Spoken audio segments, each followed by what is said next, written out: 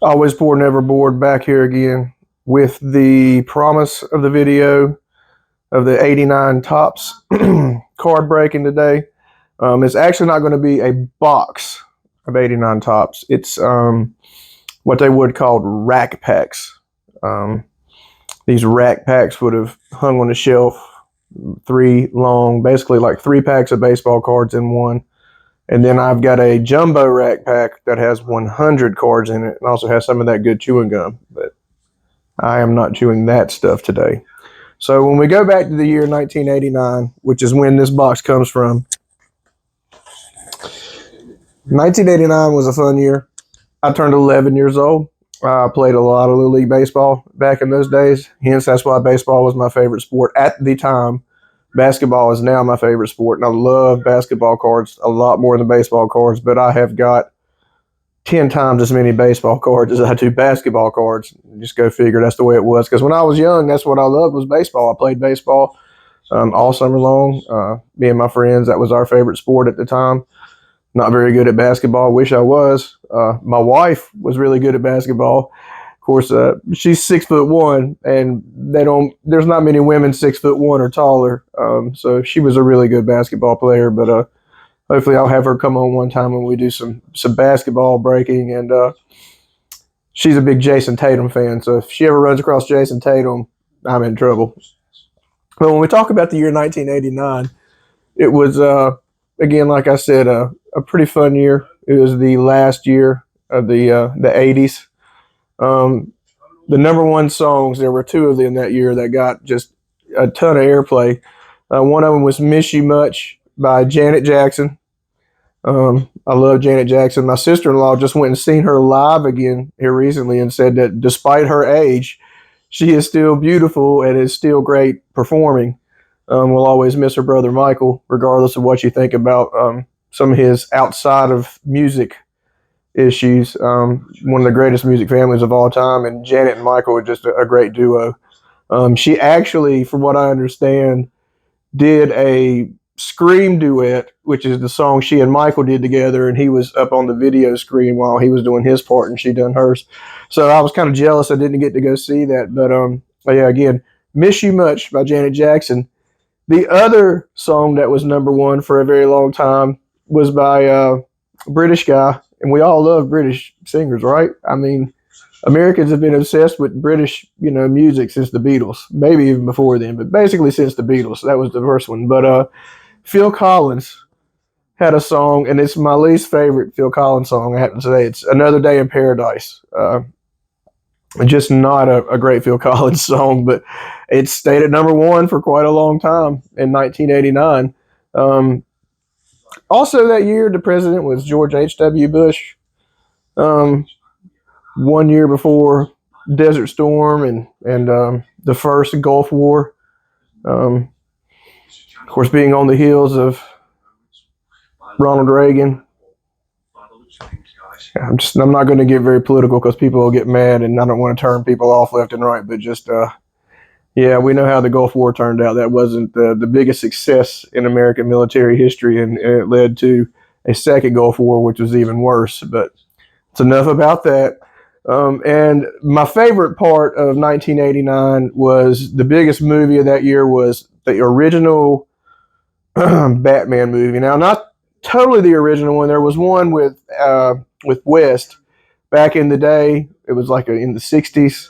It was absolutely ridiculous. I don't know if you've ever seen that Batman movie, but all of the villains are on a submarine trying to poison the entire world, and Batman has to fly out there in the Batcopter, and a shark grabs onto his leg, and he sprays the shark with bat shark repellent.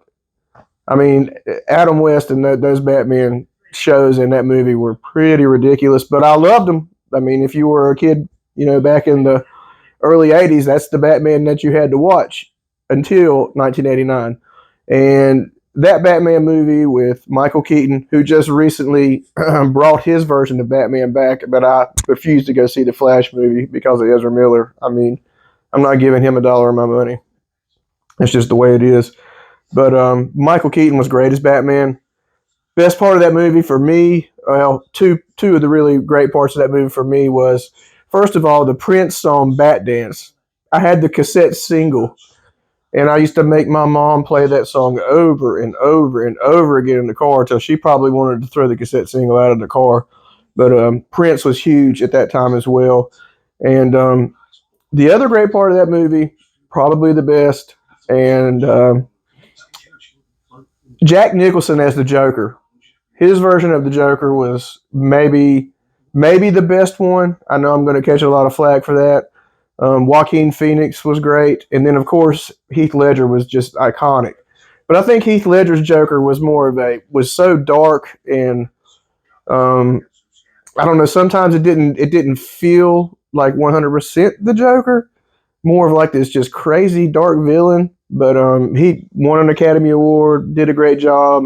Rest in peace, Heath Ledger. I loved a lot of his movies. But Jack Nicholson was the clown prince of crime. That was just so. We were at the beach when that movie came out, but we were there a week before the actual release date. And my mom's boyfriend had won tickets via the radio station because back in the day you could call into the radio station and win free things. And he called into the radio station and won free tickets to the premiere of Batman, which was a week early. It was the special premiere or whatever. So we were at Myrtle Beach, South Carolina. Don't go there anymore.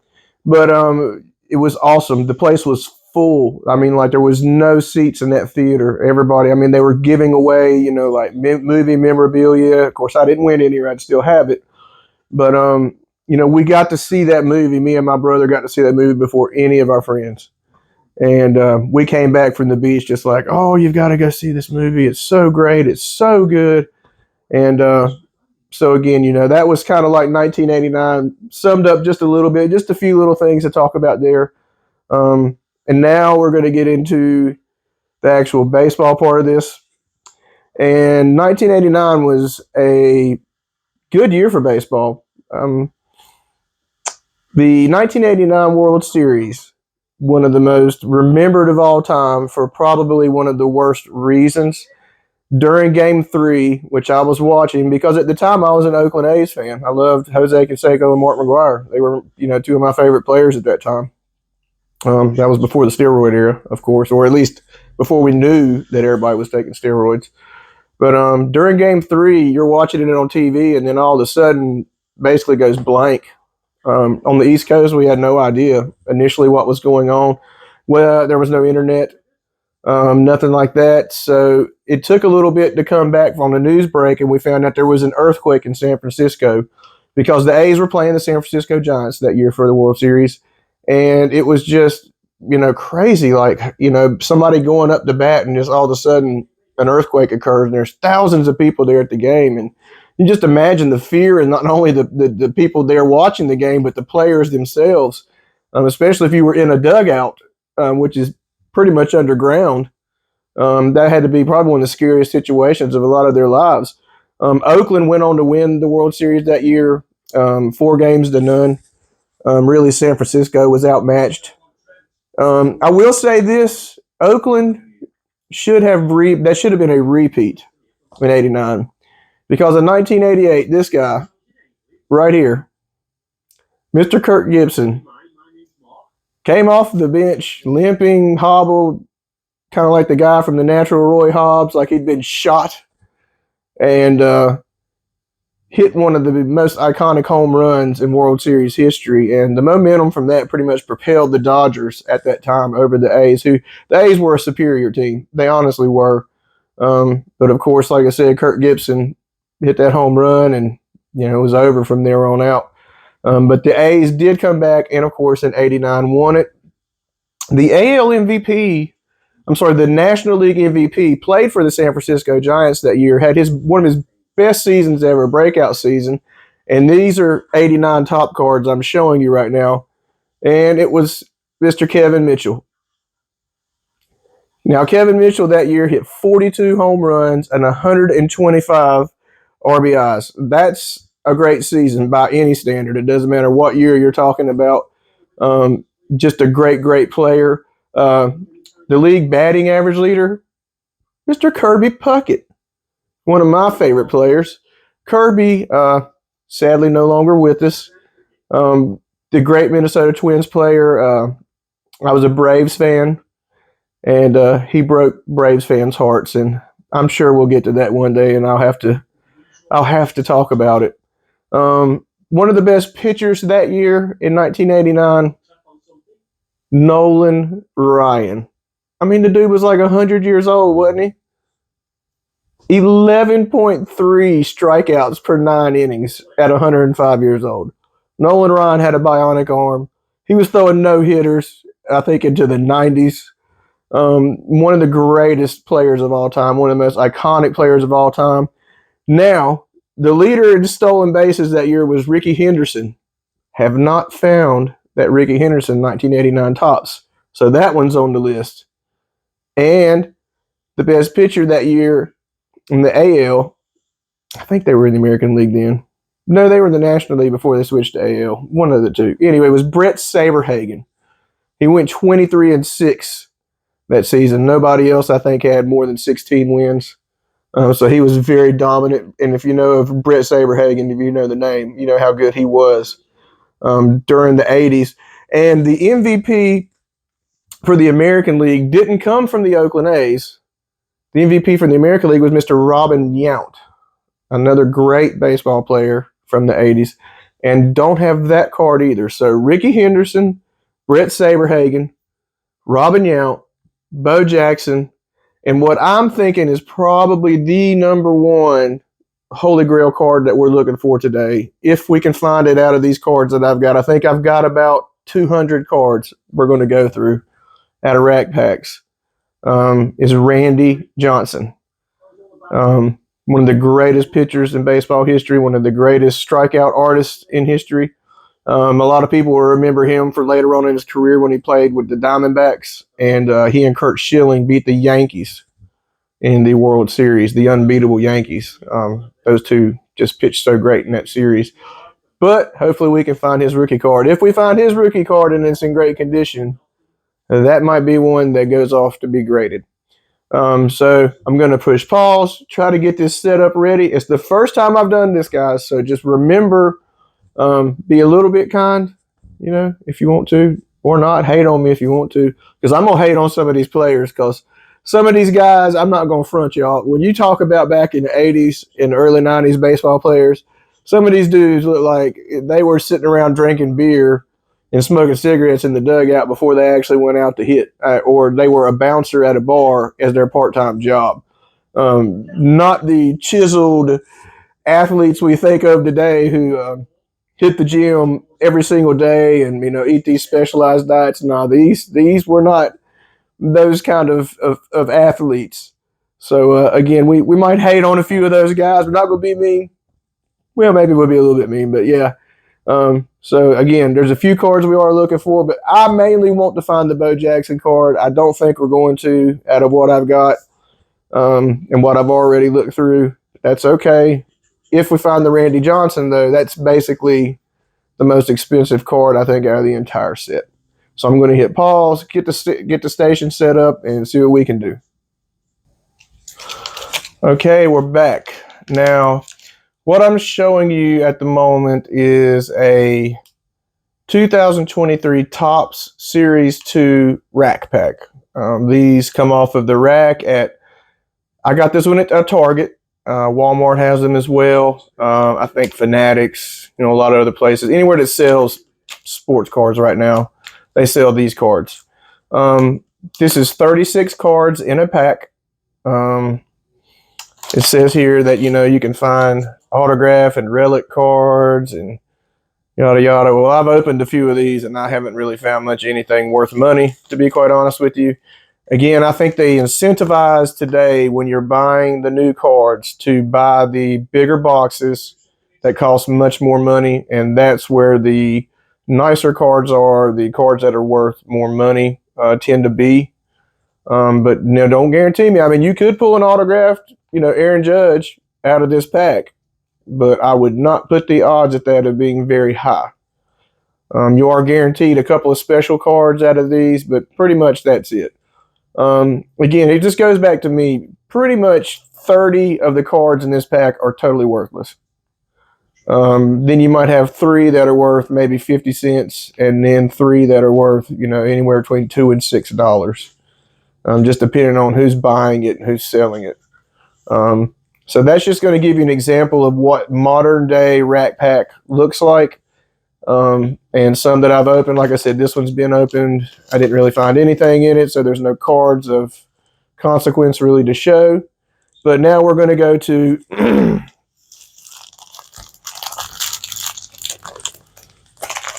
the 1989 Topps Baseball 42 picture card Rack Pack. And you can see it's 3 racks of cards. But hey, I can see who some of these players are. I can read who's there on the back. And I've got a great Tom Glavine card there already. And then across the front, when I was younger, that Damon Berryhill, I would have fought you over that card. I would have literally fought somebody over that card. I love Damon Berryhill. Liked watching the Cubs a lot because the Cubs were on WGN all the time, which was one of the main ways you could actually watch baseball back then was WGN. They showed pretty much all the Cubs games. And then I think it was Turner, whenever they came out with their network, you could finally watch Braves games on there. So it was Braves and Cubs were the 2 teams that I watched the most. But again, this is what they look like. They're old school, of course, like I said, but you can see 6 of the 42 cards off the bat. So that leaves you with 36 cards you don't know what they are. So we don't have so many chances here to, again, find what we're looking for. But let's tear them open and see what's in here.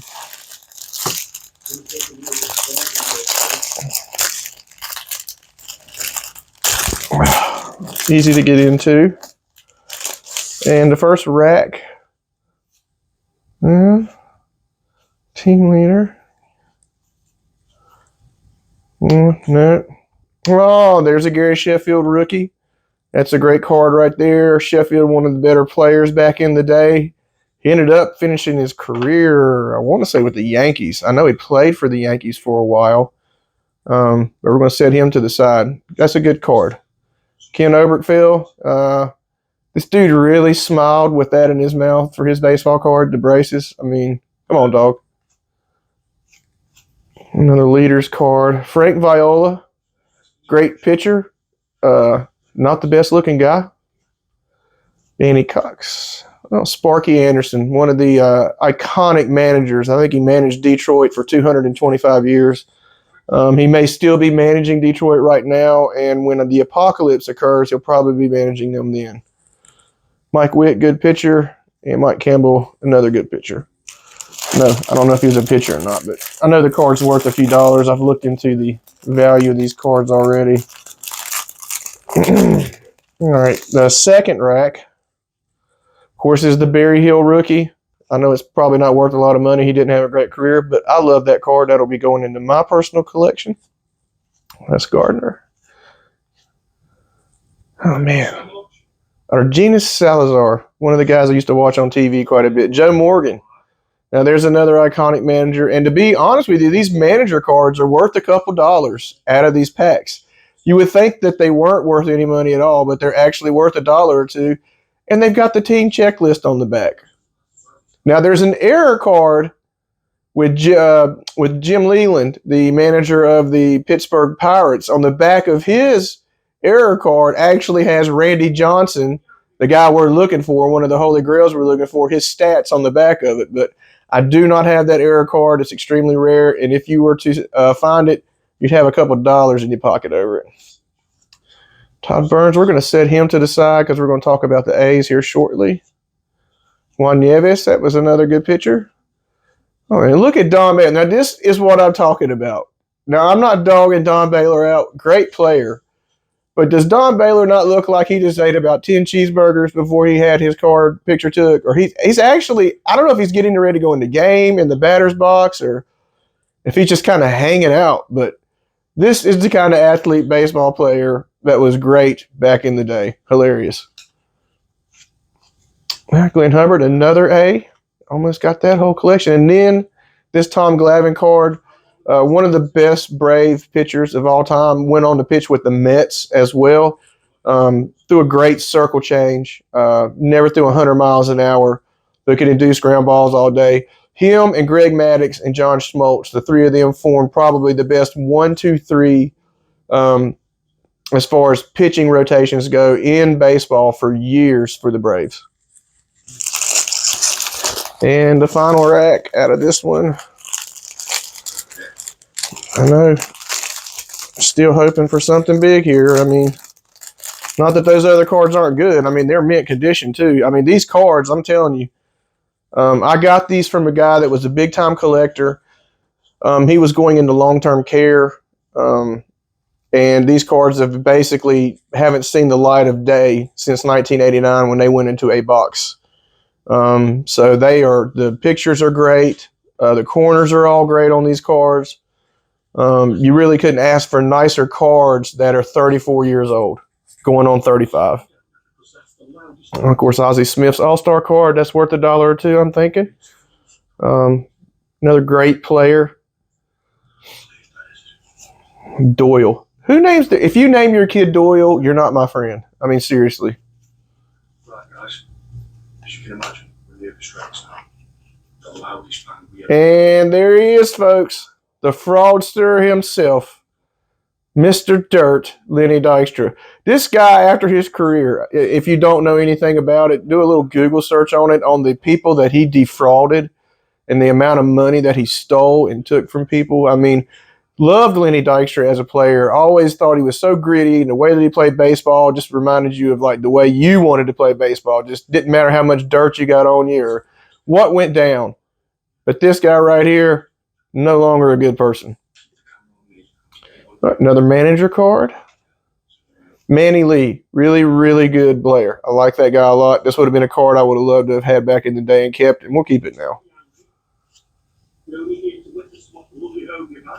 Dwight Evans, another great player, first baseman for the Red Sox. The Red Sox really weren't that good, though, in this era. And Tony Fernandez. Now, that's a good card right there. He was a really good player. And Dave Steele. I'm trying to build that Blue Jay roster, so I'm going to put both of those guys over here. All right, we got some more to go. This is the next rack. And as you can see, we've got the Jose Canseco All-Star card. That's a pretty decent card. See, we got, there's a Mattingly on the back, Jamie Moyer, and Steve Farr. Have to get these open.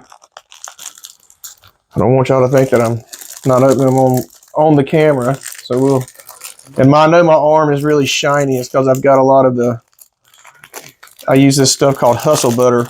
Whenever I get a tattoo, it's some of the best stuff ever for wet healing. And it's kind of shimmering right now. But yeah, you can see it got it down on my hand. Okay. Claudel. There's another one. Doyle and Claudel. Don't name your kid that.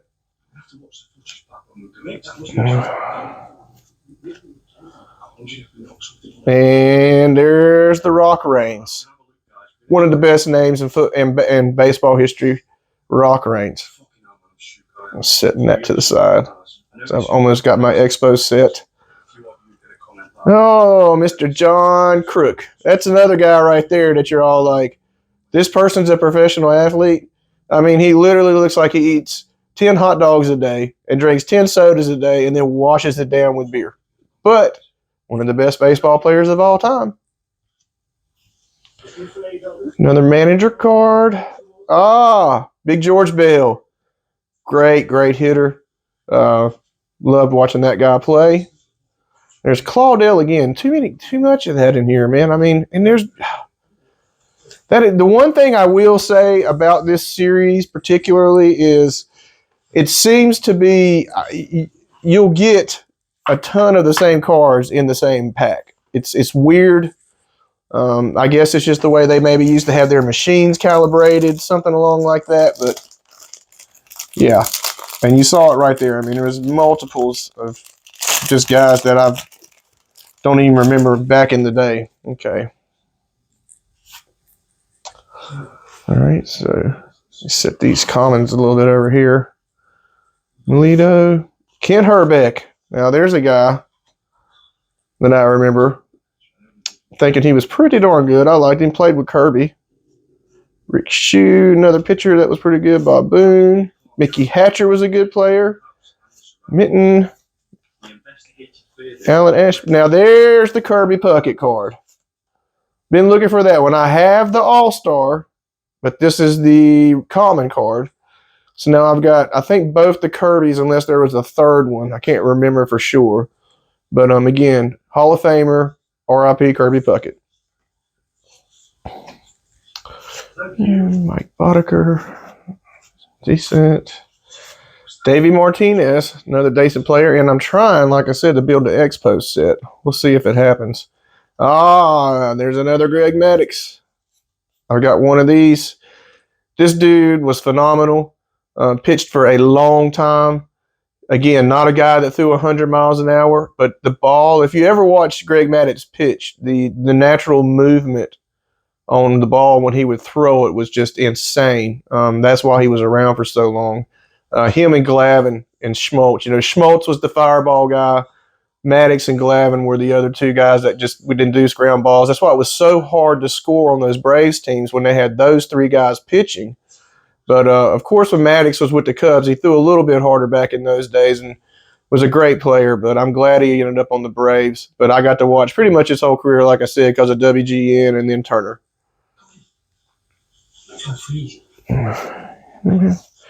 Chris Brown.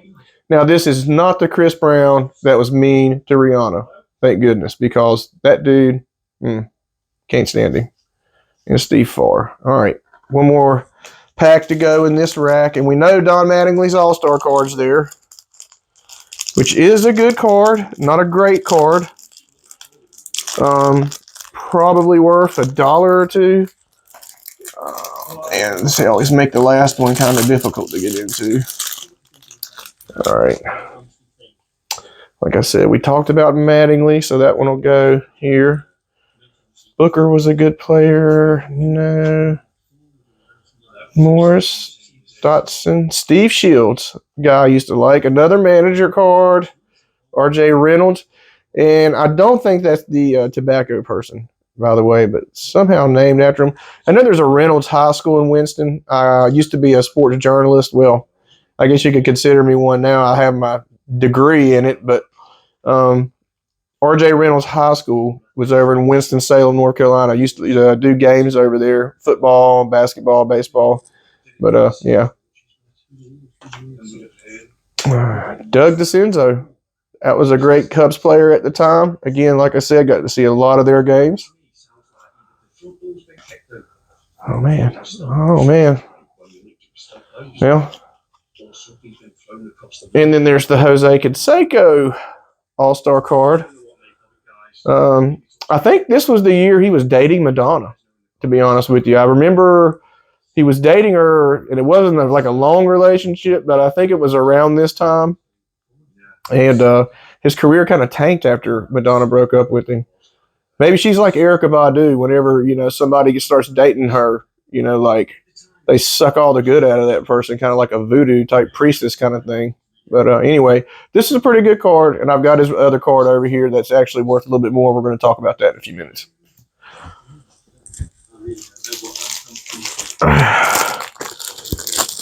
And I promise I have not looked at these, so we're looking at them for the first time. Steve Balboni. Oh, Lord, man, that's a doozy there. And Mark Lewis. That was a great – loved that guy back in the day, but didn't turn out to be a great player. Not the worst first-round draft prospect. I thought it was pretty neat how they did their rookies. They did future stars and first-round draft picks, as opposed to, Donruss just did like rated rookies, and that was pretty much it. Topps kind of gave you multiple variations of rookie cards. All right. Like I said, look at this another guy. Like, this dude looks like a janitor. You know what I'm saying? Like, he looks like he should be cleaning up local high schools, balling in the major leagues. Ron Darling, David Cohn, both really good pitchers for the Mets. Sweet Lou. Keith Hernandez, one of the best Seinfeld episodes ever. the Keith Hernandez spitting episode, spitting on Kramer and Newman, where they kind of mocked the JFK assassination. Teddy Higuera, great pitcher for the Brewers. Jim Clancy, another great pitcher. All right.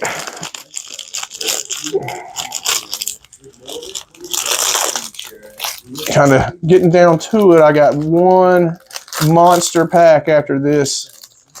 So we'll see how it goes. Norm Charlton, that's a good card. I know that already. Juan Castillo, another good card. Great player. Devin White, not worth any money, but I love Devin White as a center fielder. Tony La Russa card. Candy Sierra, good. Paul Mirabella, good. And there's Frank Robinson. Player and manager. Was an all-around good guy from everything I've ever heard. I'm trying to hurry this up now. I know everybody's tired of watching it. Or getting tired of watching it, maybe. I don't know. These cards are old, man. Like I said, some of these I haven't seen. Some of these players probably nobody's thought of them in 30 years. Okay. Sure, that's not worth any money. And there's the Mark Lewis card that was on the back. And Mets leaders. Cherry. Turn back the clock, Lou Brock. I actually got to meet Lou Brock one time. He was the stolen base guy before Ricky Henderson. Ricky Henderson destroyed all of his stolen base records. Nice guy. Got us an autograph from him. Have no idea where it is. Tom Candiotti, the Candyman, another great pitcher. Oral Hershiser pitched great in that 88 World Series where the A's actually lost, but he was one of the main reasons. Not so much the Kirk Gibson home run, was his pitching. Henry. Well, it's not going to happen out of this group. So now we're going to bring out one more chance, the big gun. The big gun. The Topps 89 Jumbo Pack with 100 plus cards. One special rookie card available only in here, and I didn't see that earlier. When I took a look at this, all I saw was the gum and thought to myself, like, I am definitely not chewing the gum. Please don't ask me to. So let's open this top rack.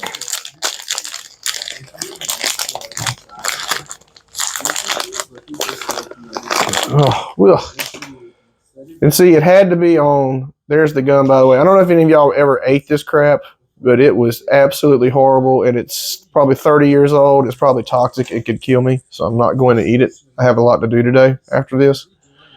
So there's the mono. There's probably the rookie card, Monty Ferris. I know that Kirby card's good. I've showed that one to you already. Jimmy Key. Oh, there. Now that's a great rookie card. I remember watching Robin Ventura in the Little League World Series, and he ended up actually becoming one of the best players of his age. However, I will have to say, he talked trash to this guy one time and charged the mound, and that's Mr. Nolan Ryan. And Nolan Ryan took it to him. I mean, held him by his neck and was punching him in the head. So Robin Ventura, a great player. Just don't mess with Nolan Ryan. Was a flounder and starts kicking around. Okay. Snyder's good. I was trying its best to hide from him in the sand. I don't think the Stingray is Smiley, Steve Bedrosian. Rick Swindell, Gary Carter. Another Dave Parker. I've got a couple of those. Got some autos. Brantley. There's a Frank Viola. If this is what a baby can do, I would like to see the work of an Jim Acker, Terry Lee, Sheets, Rick Dempsey. There's another. I've got like 5 of these. Seriously, I've got a ton of. Anybody wants Rafael Palmeiro cards? I've got more than you could even think of. Gosh. I just don't think it's going to happen, guys. I really don't think it's going to happen. I don't think we're going to find the Bo Jackson, and I don't think we're going to come across the Randy Johnson. Here's a Fernando Valenzuela, iconic pitcher. Had a couple of absolutely amazing seasons. And Tim Leary, another good pitcher. Scott Bradley. All right, down to the last bunch here out of this pack, and that's the last of the 89 cards that I have today. And because I didn't find what I wanted, I will be searching for more of the 89 cards. And we will have to do 89 again, and I'll have to talk about something else about the year 1989. If you guys have anything that you remember specifically from the year 1989 I didn't mention today, let me know, and we'll talk about it. There's a special rookie, but it's glossy. These glossy ones technically weren't very good. I do have Grace's other rookie cards, though. Mark Grace and Ryan Sandberg formed a great first baseman, second baseman tandem for the Cubs. Sanderson was a good player. There we go! Finally got the Bo Jackson I've been wanting. I traded this card away. I can't remember who I traded it for back in the day, but I got the Bo Jackson. And it was in the last pack, so we got a little bit lucky with it as well. And it's a bit off-centered. I'm not sure it's gradable, but this one's probably going to PC for me. But yes, there's the Bo Jackson card. I'll set him over there by himself so that he doesn't get injured ever again. And now we just want the Randy Johnson. If we could find the Randy Johnson. And people that name their kid Richard, don't call him Dick to the point that gets put on their baseball card, okay? Just don't call him Dick. Just say Richard or Richie or Ricky, not Dick.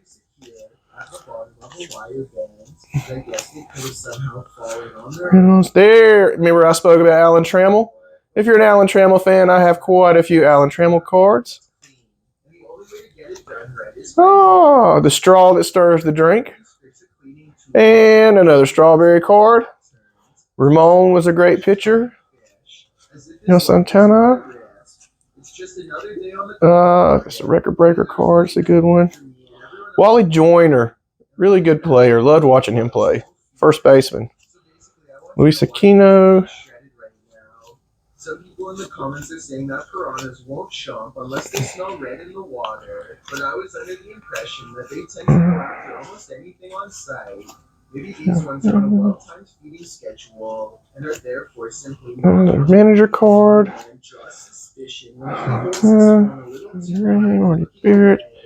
Another Jim Clancy. Come on, Randy Johnson, be in here. There's only a couple more.